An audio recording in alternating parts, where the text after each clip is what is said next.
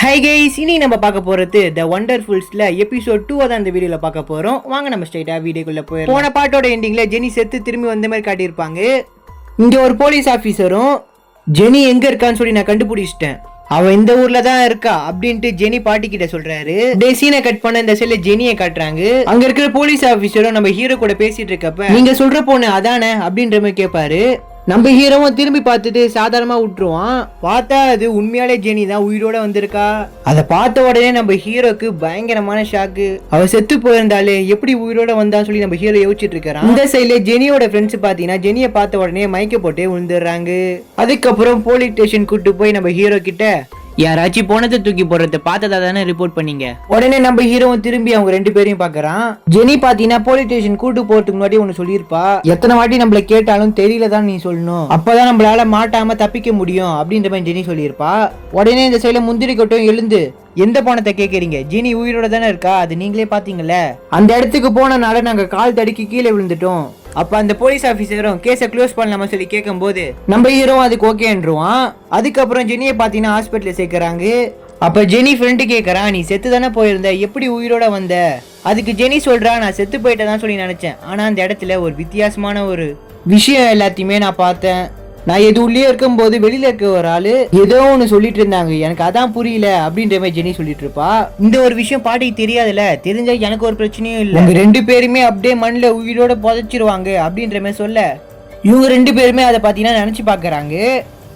அப்பன்னு பார்த்தா ஜெனி பாட்டி இவங்க இருக்கிற இடத்துக்கே வந்துடுறாங்க.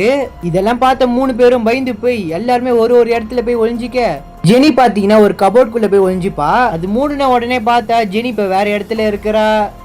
பார்த்தா அந்த இடத்துல கும்பலா நிக்கிறாங்க. அந்த இடத்துல ஒரு நபரை போட்டு பயங்கரமா அடிச்சு துன்பப்படுத்துறாங்க. அதுக்கப்புறம் இவங்க ரெண்டு பேருமே நாங்க தான் தப்பு பண்ணோம் அப்படின்னு சொல்லி ஒத்துக்கிறாங்க. சரி வீடு, ஜெனியை வர சொல்லு அப்படின்ற மாதிரி சொல்ல, பார்த்தா ஜெனி வெளியே வர மாட்டா. இவங்களும் கோவத்தோட அந்த கபோர்டை திறந்து பாக்குறாங்க. பார்த்தா அந்த இடத்துல ஜெனியை காணோம்.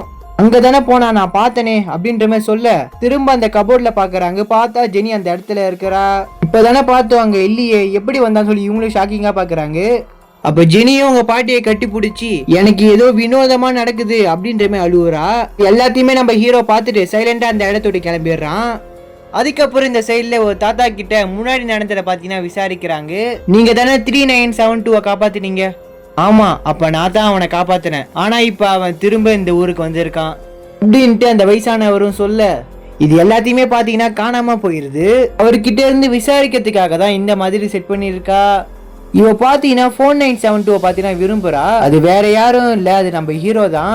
சின்ன வயசு போட்டோ எல்லாம் எடுத்து தேடி பாக்குறாங்க. நம்ம ஹீரோவும் அந்த ஒரு போட்டோல இருக்கிறான். அதுக்கப்புறம் முன்னாடி நடந்தது எல்லாத்தையுமே காட்டுறாங்க. ஒரு 20-30 குழந்தைங்களை தூக்கிட்டு வந்து அவங்களோட உடம்புல ஊசியை செலுத்தி டெஸ்ட் பண்ணுவாங்க. அப்போ ஒரு 2 பேரை பாத்தீங்கன்னா டெஸ்ட் பண்ணிட்டு இருப்பாங்க. அதுல இருக்க ஒரு பையன் என்ன சொல்றானா, உங்க அப்பாவை முன்னாடி நீ பாத்திருக்கியா? நம்ம ஹீரோவும் ஞாபகம் இல்ல அப்படின்ற மாதிரி சொல்லுவான். சரி, உங்க அம்மா முகமாச்சு ஞாபகம் இருக்கா அப்படின்ற மாதிரி கேட்க, ஆனா இவனுக்கு அவங்க அம்மாவோட முகம் மட்டும் லைட்டா ஞாபகம் இருக்குது. அதுக்கப்புறம் இங்க எல்லா பொருளுமே காத்துல பறக்குது.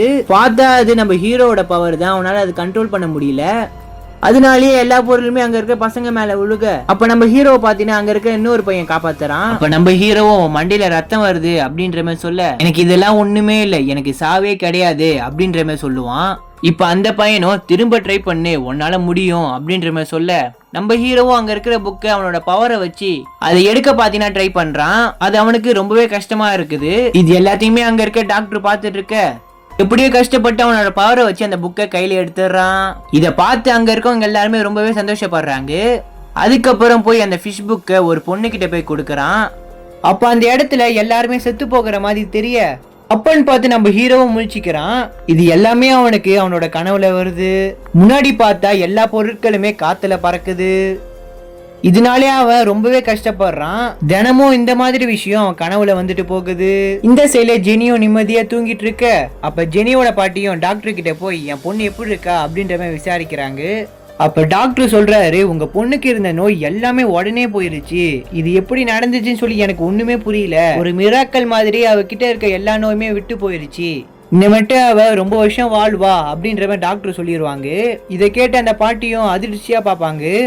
இந்த சைட்ல ஜெனியோட ஃப்ரெண்டும் முந்திரிக்கட்டும் பாத்தீங்கன்னா சண்டை போட்டு வீட்டுக்கு போக, வீட்டுக்கு போய் பார்த்தீங்கன்னா ஃப்ரிட்ஜை வந்து ஜூஸை குடிப்பான். அப்போ அந்த இடத்துக்கு அவங்க ஒய்ஃப் வந்து நீங்கள் ஒரு ஃபேக்ட்ரி விஷயமா பேச போயிருந்தீங்களே என்ன ஆச்சு அப்படின்ற மாதிரி கேட்க, நானும் போய் திட்டிட்டு தான் வந்தேன், இன்னும் கொஞ்ச நாளில் குப்பியை எடுத்துருவேன் அப்படின்ற மாதிரி சொன்னாங்க. அதுக்கு அவங்க ஒய்ஃபும் கேட்டுட்டு உள்ள போயிடுறாங்க. இவனும் போகலான்னு பார்க்கும்போது ஃப்ரிட்ஜில் பார்த்தீங்கன்னா இவனோட கை ஒட்டிடுது. அவனும் என்னடா இது அப்படின்ற மாதிரி பார்க்கறான். எவ்வளவு ட்ரை பண்ணி பார்த்தாலும் அந்த கையை ஃப்ரிட்ஜ்ல இருந்து எடுக்க முடியல. இதே சைட்ல ஜெனியோட ஃப்ரெண்டு வீட்டுல ஒரு ஜூஸ் பாட்டில குடிச்சு இந்த சவுத்துல போட்டிருப்பான். பார்த்தா அது சவுத்து உடைச்சிட்டே வெளில போயிருது. இப்ப இவனும் என்ன நடந்துச்சுன்னு சொல்லி தெரியாம முழிச்சிட்டு இருக்கிறான். இந்த சைட்ல ஜெனியோட பாட்டியும், நீ ஆசைப்பட்ட ஊருக்கெல்லாம் போகலாம், அதுக்கான பாஸ்போர்ட்லாம் நான் எடுத்துட்டேன், அதுக்கு நான் கொடுக்குற பேப்பரை நீ கம்ப்ளீட் பண்ணி தரணும், அதுல முதல் விஷயம் நல்லா சாப்பிடணும்னு சொல்லி ஒரு ஸ்டிக்கர் எடுத்து காட்டுவாங்க. இதை பார்த்த உடனே வேக வேகமா எடுத்து சாப்பிட ஆரம்பிச்சிடுறா. அதுக்கப்புறம் நம்ம ஹீரோ பாத்தீங்கன்னா ஜெனியை பார்க்கறதுக்காக வீட்டுக்கு வந்திருப்பான். உனக்கு என்ன வேணும், எதுக்கு இங்க வந்தேன்னு சொல்லி ஜெனி கேட்க, நீ எத்தனை வாட்டி செத்துருக்க அப்படின்ற மாதிரி கேட்பான். ஜெனியோ, நானா, என்ன சொல்ற, அடி நீ என் ஷூட் கேஸை உடைச்சவன் தானே நீ, அது மட்டும் இல்லாம நேத்து நைட்டு வரை நீ பிரச்சனை பண்ணிருக்க, நான் போலீஸ் கூட்டறதுனாலதான் ஏதாவது உன் பாடி ஆச்சும் கிடைச்சிருக்கும். இதுக்கு ஜெனியும், பாடியா, நான் இங்க தானே இருக்கேன், நான் உயிரோட தானே இருக்கேன்ற மாதிரி சொல்ல, இப்போ உண்மையை சொல்ல மாட்டியா அப்படின்ற மாதிரி நம்ம ஹீரோ கேட்பான். அதுக்கு ஜெனியோ, என்னால சொல்ல முடியாது அப்படின்ற மாதிரி சொல்ல, ஹீரோவும் கிட்ட வந்து உனக்கு உண்டர்கண்டர் பத்தி தெரியுமான்ற மாதிரி கேட்க, ஜெனிக்கு இவன் பேசுறது எதுவுமே புரிய மாட்டேங்குது. அதனாலே கோவப்பட்டு அவனை அந்த இடத்து விட்டே துரத்திடுறா.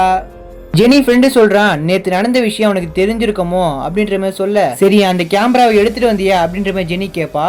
இதுக்கு அவனும் இல்லைன்னுவான். உடனே ஜெனியோ கேமரா எடுக்கிறதுக்காக அந்த இடத்துக்கு ஓடுறா.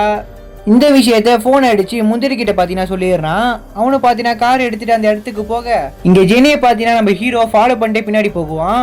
அப்ப அவ ஒரு இடத்துல நிக்க, அப்ப ஹீரோவும் அவனோட பவரை வச்சு மேல இருக்கிற பூத்தொட்டியை கீழே தள்ள பார்ப்பான்.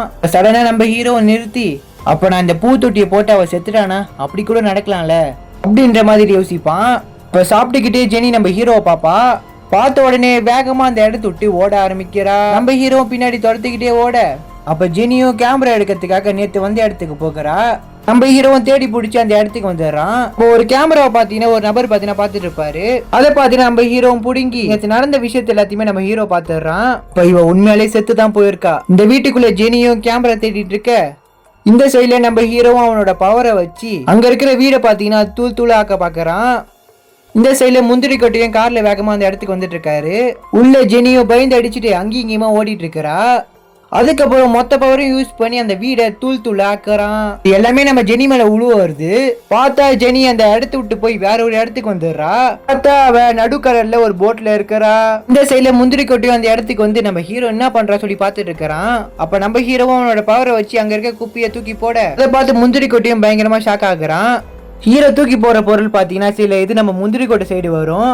அப்போ ஒரே ஒரு ஆடு மட்டும் முந்திரி கொட்டை பக்கத்துல விழுக பயங்கரமா பாத்தீங்கன்னா பயந்து போயிடுறான்.